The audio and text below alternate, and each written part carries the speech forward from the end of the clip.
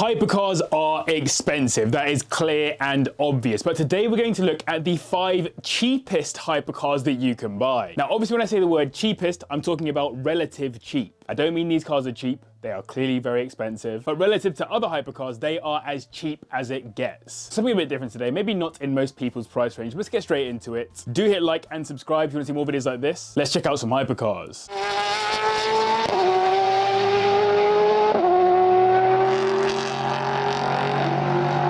We've got some heavy hitters coming up in this video, and probably none more influential than this, the Bugatti Veyron. This car inspired a generation of hypercars. It changed what it meant to be fast, luxurious, powerful and menacing, and it did all of that while sharing its keys with the VW Passat. Across all versions, just 450 Veyrons were produced, named after the racing driver Pierre Veyron, a man hired by founder Ettore Bugatti's son to be a test and racing driver for the brand, and a man who took them to a Le Mans victory in 1939. The car itself was for a time the fastest ever production car, hitting 254 miles per hour and doing so with a level of interior opulence that hadn't previously been particularly common in supercars. Some great examples of opulent Veyrons include the Rembrandt edition, with the famous sculptor being the brother of Ettore, and La Finale, the final Veyron to leave the production line. That luxury meant that this car ended up being a bit of an icon in and of itself, with the rich and famous being all over it and literal songs being made about it. And what I find so amazing about this car is that its design was also notable for cars like the Skoda Octavia, VW Lupo and Seat Arosa. This absolute monster comes with the most ludicrous engine on the list, an 8-litre quad-turbo W16 engine to be exact, which is essentially two 4-litre twin-turbo V8s pushed together, putting out 1001 brake horsepower, taking the car to 60 in a list-topping time of 2.5 seconds, which is just berserk even by today's standards. The Veyron has really been rising up in value over the past few years, and the cheapest one I could find while making this video was listed for £1.5 million,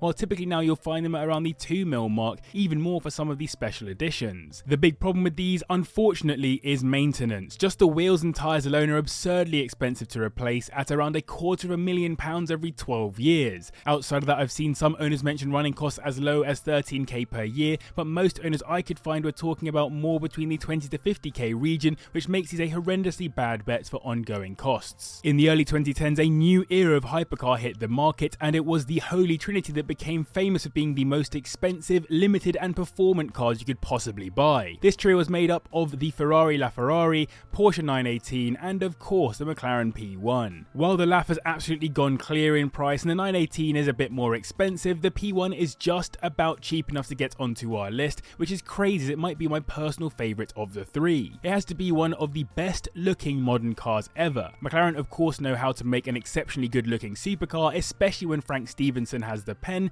but the P1 is just magnificent with its sweeping lines, dihedral doors, the dip down at the rear and the large wing that helps generate a huge amount of downforce. And if you've ever seen one out on the roads, it absolutely commands your attention. It of course is the successor to the McLaren F1 and has been succeeded by the recent W1, and while the jury is still out on the new one, both the F1 and P1 have achieved legendary status. This holy trinity member comes with a 3.8 litre twin turbocharged V8 engine, combining with electric power to produce a massive 903 brake horsepower, taking it to 60 in 2.7 seconds. And what I've always thought is mental is that it's rear wheel drive. 903 brake horsepower to the rear wheels is a recipe for either a lot of fun or a lot of trouble. McLaren actually built this car to be the quickest and most rewarding road car on a circuit, and though many have given them a lot of love for their track abilities, they are known to be a car that only exceptional drivers can really make the most of. Add on the typically McLaren performance focused interior and the low production number of just 375, and these are a serious piece of kit. These will run you around £1.25 million the bottom end now, as you might have seen with Mark McCann getting into one very recently, and that seems to be around the going rate. Going back a bit further now to the oldest car on the list is the Porsche Carrera GT, a car that was pretty misunderstood on release, with prices not really being particularly strong for quite some time, but as the concept of a hypercar has grown, so have the values of the CGT, meaning it's well on its way to being at some obscene prices. Even though it's a predecessor to the 918, it wasn't really part of a holy trinity, as though Ferrari had the Enzo, McLaren weren't making cars on this thing's release.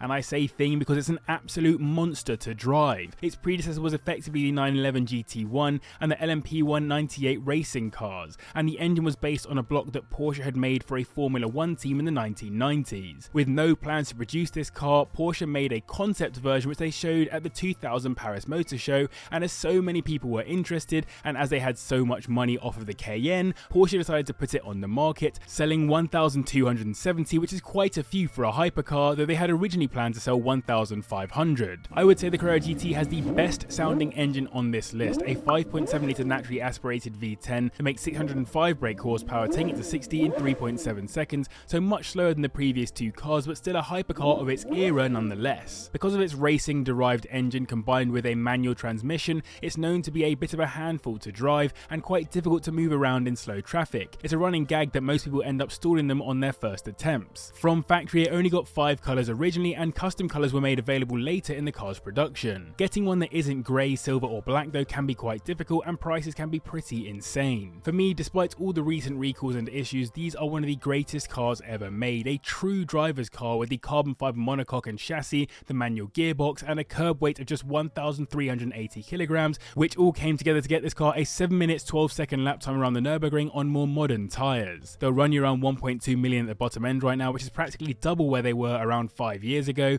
and you'll find some listed up to around the £1.5 million mark. So I hope you guys enjoying this video. If you are, then please do hit the like button and subscribe as well if you're new. Let me know if you want to see a video on some actually cheap cars that still have hypercar level performance, and let me know in the comments down below what is the best hypercar ever. I always consider the LFA as a competitor to the CGT, but in reality it arrived 4 years after the Porsche ended production and was only produced for 2 years. It's effectively Lexus showing the world just how good they can be at making cars if they're left to their own devices, and it pretty much instantly became a modern classic. This is one of those cars that was developed and built around the Nürburgring, and as a result it got around the ring in 7 minutes 14 seconds, which is pretty insane on older tyres. Just 500 of these were produced, and it was released to commemorate Lexus's 20th anniversary. Just 500 of these were produced, and it was released to commemorate Lexus's 20th anniversary. Like the CGT, it got a bunch of carbon fibre in the build, as well as loads of other lightweight materials, and it was reported that some of Toyota's F1 team's engineering resources were included as part of making this car possible. It even got a roadster concept car, which actually looks incredibly cool, but it never quite made it into production. It also got a V10 engine, just a 4.8 litre one in this case, putting out 552 brake horsepower, taking it to 60 in 3.6 seconds, so quicker than the Porsche, but only just. This car set the standard for engineering excellence in automobiles. The V10 was selected instead of a V8 for higher revs and over a V12 for better engine response, while the transmission was a specifically modified 6-speed single-clutch automated manual for slick, reactive gear changes.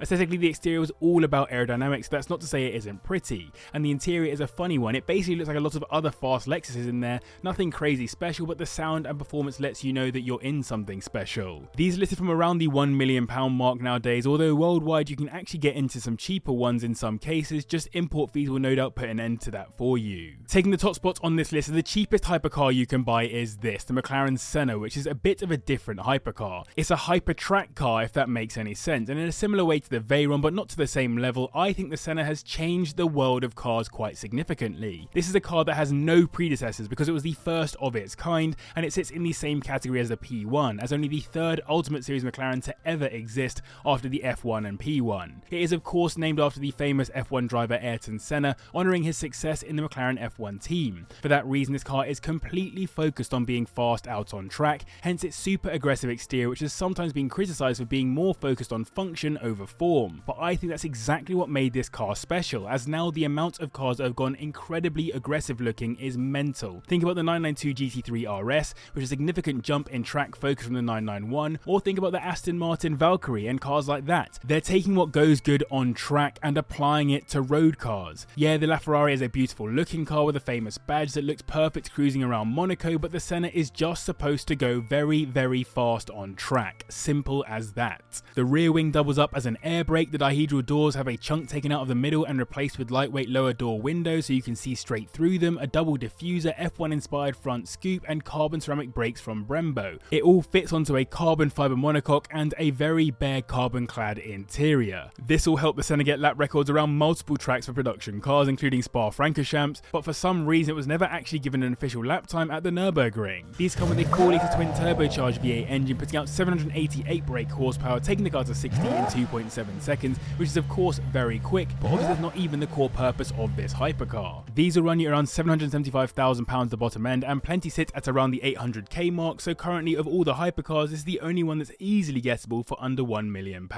So I hope you guys enjoyed this video. I know it's a bit of a different one today, but regardless, if you did like it, hit the like button, subscribe as well if you're new. Thanks for watching, thanks to patrons for their support, and click on screen to see a video of me driving some very lovely cars.